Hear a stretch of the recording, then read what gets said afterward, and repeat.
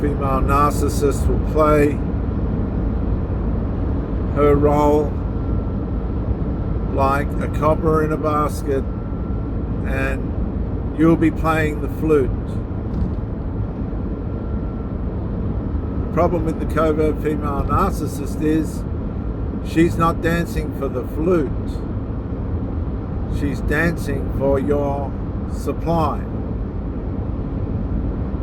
And this is the trouble that we make for ourselves.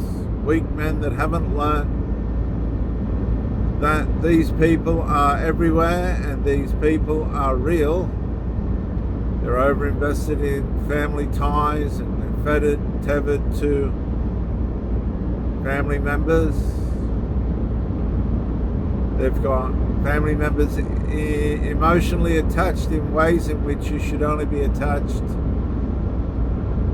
in an intimate relationship. Therefore, they don't have the capacity to contribute in a wholesome way to the relationship because they're emotionally spread out. They're over intimately spread out. They've got parts of themselves connected to things that they ought not to be. You come along and hopefully you're whole, and you get involved with this person, you're attracted to this person, you start playing the flute, the love bomb stage, and the dance begins.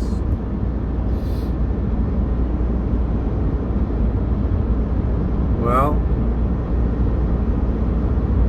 when the flute gets put down, the dance continues for the narcissist. There's no rest for the wicked, and the devaluation stage will begin. Now, the devaluation shit tests, if you want to say it, they are the testing ground for the narcissist to see what abuse, what negligences, commission or omission, things they do or don't do, that they know they shouldn't, to see what they can get away with you. And all too often, too many times, when these aggravations, frustrations, and even betrayals begin, we fall into this trap of trying harder.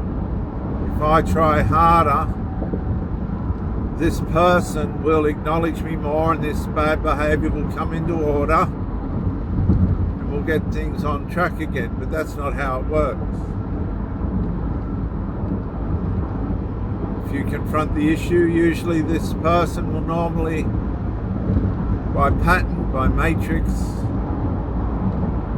reset and begin to behave at a more acceptable level, in a more acceptable way, and you will be conditioned to believe that they are going to improve, they're going to put more effort in, they're not going to covertly abuse you anymore.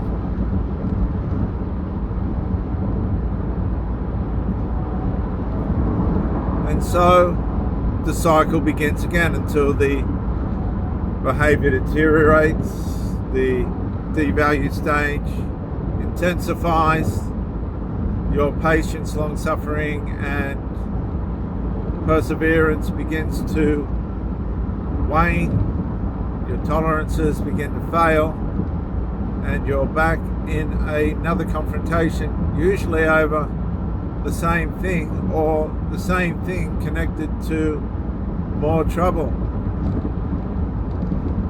The fog sets in, the mind pain sets in, the mental health issues kick in, you start reaching for things to try and find some relief, some comfort, some pain relief. And this is all because your relationship is being abused, and it's being abused by the person that you're with. Now, trying harder, devoting yourself more, being more loyal, more committed isn't going to change anything, because you're already doing that. You're already being that, providing intimacy, a place to stay, give, take, caring and sharing.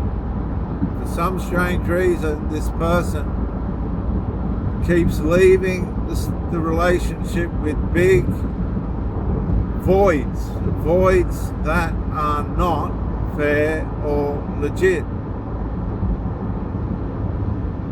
This wears at your mental health, it wears at your psychological structure in a way in which you become foggy, you have possible minor accidents, you get headaches, migraines, and it attacks your body. You begin to have physical problems as well. Trying harder, devoting yourself more, committing yourself more, being more loyal ain't going to fix anything, because that's already happening usually.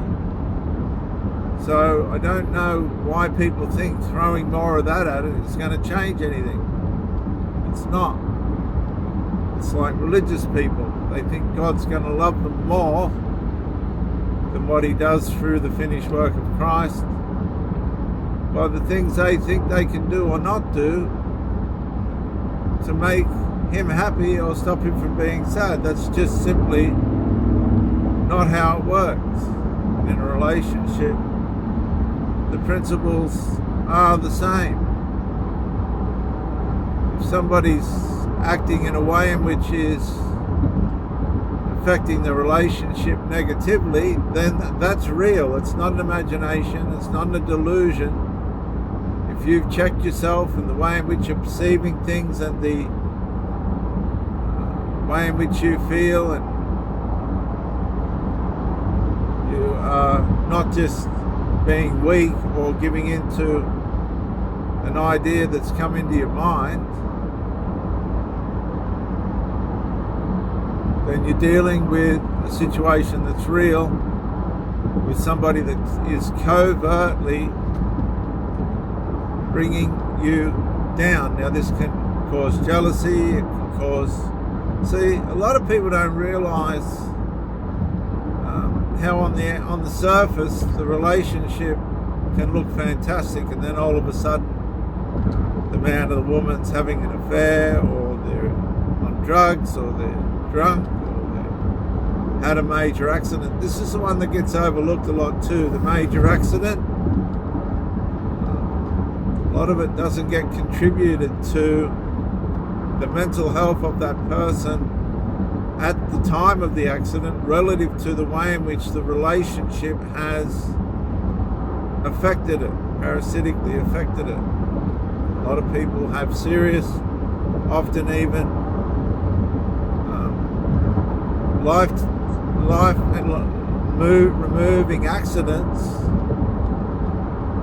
because of the condition that their relationship has ended up in, and they can't find an answer or a resolve for it. The mind suffers. If you're in this situation and you've confronted the issue, because the issue is confronting you in terms of your mental health and physical health, you've checked yourself and you are sure something is wrong. Something is just not right. The void, the fog, the way in which you feel, you don't want to feel that anymore. Then you need to find a way to leave the relationship. Tell that person you just can't do this anymore. Get some advice if you need to. Find a way in which you can remove yourself from the presence of this person, or have them removed from your presence. Go no contact, and never, ever, ever go back.